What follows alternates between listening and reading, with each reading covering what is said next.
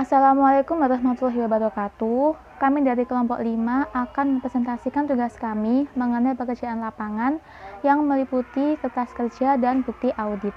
Saya Nadia Novita Wardani, NIM 171600087, akan mempresentasikan pada slide yang pertama, yaitu kertas kerja. Kertas kerja merupakan instrumen penting dalam keberhasilan penugasan seorang audit. Kertas kerja menyajikan bukti dokumen dari pemeriksaan dan penilaian, serta menunjukkan keterkaitan antara proses penyelesaian audit dan laporan audit final. Untuk pengertian lainnya, kertas kerja merupakan catatan yang dibuat oleh seorang auditor selama proses audit berlangsung dan berisi prosedur audit dan pengujian yang dilakukan, informasi dan bukti yang diperoleh, serta simpulan yang dibuat. Kertas kerja menjadi wadah untuk mendokumentasikan auditor mulai dari perencanaan sampai dengan berakhirnya penugasan final. Untuk yang selanjutnya yaitu tujuan pembuatan kertas kerja. Tujuan di sini dibagi menjadi 4. Yang pertama, untuk mendukung temuan audit dalam laporan audit. Di sini auditor dapat menggunakan kertas kerja sebagai pendukung pendapatnya dalam membuat keputusan audit, serta sebagai bukti bahwa auditor telah melaksanakan audit yang memadai dan terstruktur dalam mendokumentasikan prosedur audit yang dijalankan. Untuk yang kedua yaitu menguatkan simpulan auditor. Kertas kerja dapat menjadi bukti kuat atas pertimbangan auditor dalam membuat simpulan audit. Kertas kerja audit di sini disusun secara sistematis dan lengkap, sehingga memuat dari perencanaan, pelaksanaan, hingga pembuatan kesimpulan. Untuk itu, dalam melakukan penelaah review yang dilakukan sebagai dasar penilaian program quality assurance. Yang ketiga, membantu auditor dalam tahapan audit. Pelaksanaan audit terdiri dari berbagai tahap audit yang dilaksanakan dalam berbagai waktu, tempat, dan pelaksanaan. Setiap audit tersebut menghasilkan sebuah macam bukti yang membentuk kertas kerja. Yang keempat yaitu menjadi pedoman bagi auditor dalam audit berikutnya. Kertas kerja akan dapat menjadi pedoman dalam audit berulang terkait informasi mengenai sifat usaha, catatan dan sistem akuntansi, pengendalian intern dan rekomendasi perbankan, serta saran jurnal-jurnal penyelesaian untuk menyajikan secara wajar laporan keuangan objek audit yang lalu. Assalamualaikum warahmatullahi wabarakatuh. Perkenalkan, saya Muhammad Nur Sifa. Saya akan menjelaskan kelengkapan kertas kerja. Di sini ada 4 aspek kelengkapan kertas kerja yang melingkupi. Yang pertama ada aspek akurasi dan kelengkapan. Yang kedua ada format pembuatan. Yang ketiga menyajikan informasi yang dibutuhkan. Yang keempat memastikan standar telah dijalankan. Untuk indikator kelengkapan kertas kerja dijelaskan sebagai berikut.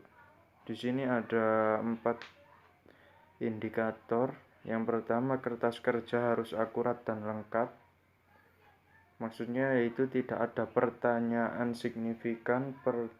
yang signifikan dalam lingkup atau yang berhubungan dengan tujuan audit yang tidak dapat terjawab. Dan kertas kerja harus berdiri sendiri. Dalam hal ini harus dinyatakan secara jelas bahwa pekerjaan telah dilaksanakan, bagaimana dan dari mana contoh dipilih, tujuan kertas kerja, temuan apa saja yang telah dibuat, dan lain-lain. Yang kedua, setiap bagian dari kertas kerja. Maksudnya dari setiap bagian kertas kerja ini adalah ada gambar, judul, identifikasi sumber dengan jelas, tanggal persiapan inisial auditor, dan yang keempat nomor indeks kertas kerja. Yang selanjutnya yaitu kertas kerja harus kompeten, relevan, dan berguna untuk menyediakan dasar temuan audit dan rekomendasi. yaitu harus konsisten, rapi, dan tidak kacau. Hanya bagian yang penting saja yang dimasukkan, diatur dalam model seragam. Yang terakhir atau yang keempat, kertas kerja harus membuktikan bahwa standar telah diikuti, seperti rencana dan supervisi, tinjauan atas pengendalian internal, hasil penelusuran dari laporan ke bukti dan sebaliknya, bukti yang kompeten dan tidak kompeten. Teknik pengujian. Teknik ini merupakan teknik yang digunakan oleh auditor untuk memperoleh dan mengevaluasi bukti audit yang relevan, andal, dan cukup, seperti wawancara. Pengujian audit yaitu berarti pemeriksaan tindakan langkah-langkah yang dipilih, seleksi proses bagian dari populasi yang dipilih untuk menentukan karakteristik dan parameter dari populasi. Yang keempat ada pertanyaan, pendekatan struktural untuk pengumpulan informasi dari populasi yang besar. Kelima inspeksi, mengamati secara rinci ke tempat kejadian yang dilakukan terhadap dokumen dan fisik. Keenam diagram, deskripsi grafis dari analisis proses atau sistem yang memungkinkan dari operasi atau sistem yang kompleks. Ketujuh pemodelan, metode yang memfasilitasi pengambilan keputusan melalui simulasi proses aktual yaitu model matematika dan statistik. Selanjutnya observasi, mirip dengan inspeksi. Ke-9 ada konfirmasi, menggunakan permintaan tertulis ke objek audit atau pihak ketiga untuk menyediakan informasi tertulis atau informasi lain. Yang ke-10 analisis studi tentang informasi yang diperoleh dan penggunaannya untuk kesimpulan, untuk membandingkan dari indikator hasil kegiatan objek audit, prestasi masa lalu atau hasil operasi serupa di perusahaan lain. Selanjutnya ada vouching, menelusuri suatu catatan ke dokumen dasar, mengecek adanya bukti apakah telah sesuai dengan catatannya. Tracing adalah menelusuri bukti transaksi ke dasar ke catatan jurnal buku besar. Dan yang terakhir ada scanning, penelaahan secara umum terhadap dokumen, catatan, dan daftar pendukung yang dikerjakan dengan cepat guna mendeteksi adanya elemen-elemen yang memerlukan penyelidikan lebih lanjut. Kriteria bukti. Bukti audit digunakan untuk mendukung kesimpulan yang dibuat auditor di dalam laporannya. Untuk itu, bukti audit harus memenuhi kriteria sebagai berikut. Yang pertama adalah cukup, artinya jumlah bukti audit yang menggambarkan keseluruhan kondisi yang dipermasalahkan dengan mempertimbangkan sampling statistik, materialitas, setingkat resiko, dan tingkat pengetahuan auditor terhadap operasional aktivitas yang diaudit, sehingga bukti audit tersebut yang harus mendukung dalam menguatkan keputusan auditor dan memberikan jaminan jika bukti yang diperoleh dapat dijadikan sebagai dasar pembuktian. Yang kedua ada relevan, yang artinya bukti berhubungan langsung dengan tujuan dan ruang lingkup audit yang dijalankan. Bukti yang terkait dengan kondisi untuk mendukung argumentasi, simpulan, dan rekomendasi dari auditor. Jika tujuan audit adalah memeriksa keakuratan pembayaran tunjangan lembur, maka bukti audit yang relevan untuk memeriksa keakuratan pembayaran tunjangan lembur adalah daftar kehadiran lembur dan perhitungan uang lembur pegawai. Dan ketiga adalah andal, artinya bukti yang diperoleh harus akurat, dapat dipercaya, tidak bias, dan tidak memungkinkan bukti tersebut diperoleh dari pihak ketiga atau memperoleh langsung oleh auditor, misalnya tagihan, hasil konfirmasi auditor, dan lainnya. Bentuk lainnya adalah bukti yang diperoleh melalui pemeriksaan langsung fisik, pengamatan, dan inspeksi, dan diterima dalam bentuk dokumenter. Tipe bukti audit, struktur pengadilan intern SPI yang diterapkan dengan memadai dapat menjadi bukti yang kuat mengenai keandalan informasi yang dicantumkan dalam laporan keuangan. Yang kedua, bukti fisik. Bukti fisik adalah bukti yang diperoleh auditor melalui aktivitas pengamatan secara langsung, inspeksi ke lapangan, dan inventarisasi fisik yang selanjutnya didokumentasikan dengan membuat berita acara. Yang ketiga ada bukti dokumen, bukti yang disajikan dengan terbuat dari kertas yang berisi mengandung informasi, angka, huruf, dan simbol. Yang keempat ada bukti keterangan. Bukti keterangan adalah bukti yang diperoleh dari pihak audit dan pihak ketiga melalui pertanyaan yang diajukan oleh auditor. Dan yang terakhir bukti analitis adalah bukti yang diperoleh dari analisis terkait data audit dan data yang lain. Di antaranya menggunakan rumus rasio, tren, dan perbandingan antara data tahun ini dengan tahun sebelumnya.